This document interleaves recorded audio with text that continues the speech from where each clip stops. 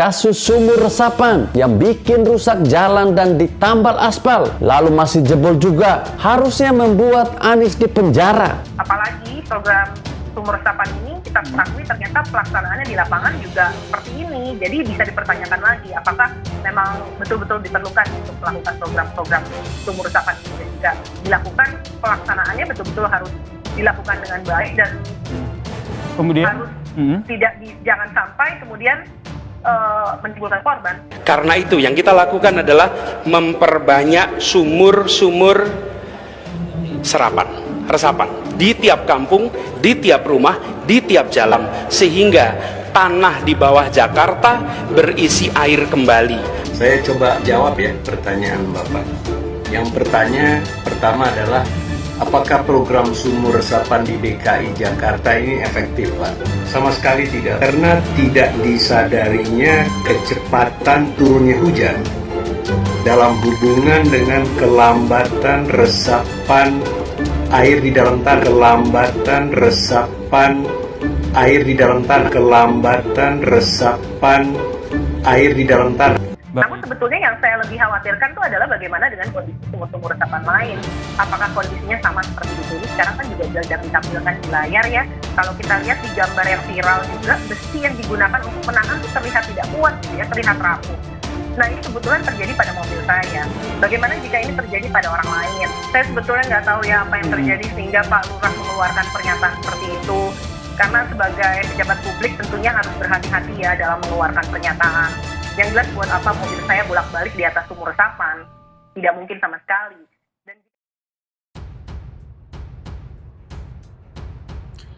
Anies Baswedan tampaknya bakal terkena masalah. PSI usulkan pembentukan pansus proyek sumur resapan.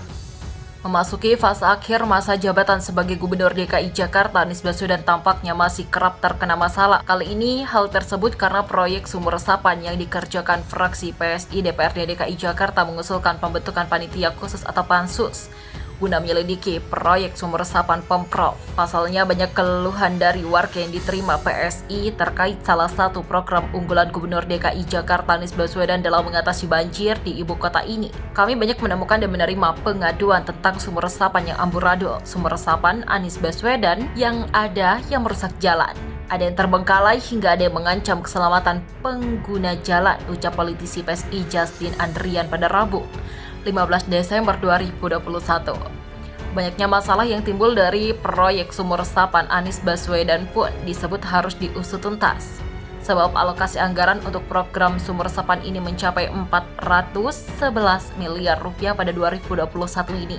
Sumur Anies Baswedan 400 miliar malah meresahkan warga, ujarnya dalam keterangan tertulis. Anggota Komisi DPRD DKI Jakarta pun menilai Anies DKK Pemprov DKI tidak terbuka soal pembuatan sumur resapan ini. Sebab DPRD DKI Jakarta tidak pernah diperlihatkan data lokasi pembangunan sumur resapan yang dibuat Mas Anies. Ia pun menuding Anies menyembunyikan banyak masalah dalam membangun sumur resapan. Kamu terus meminta data pembangunan sumur resapan dibuka kepada publik karena tahu ini titiknya sangat banyak. Begitulah kata dia.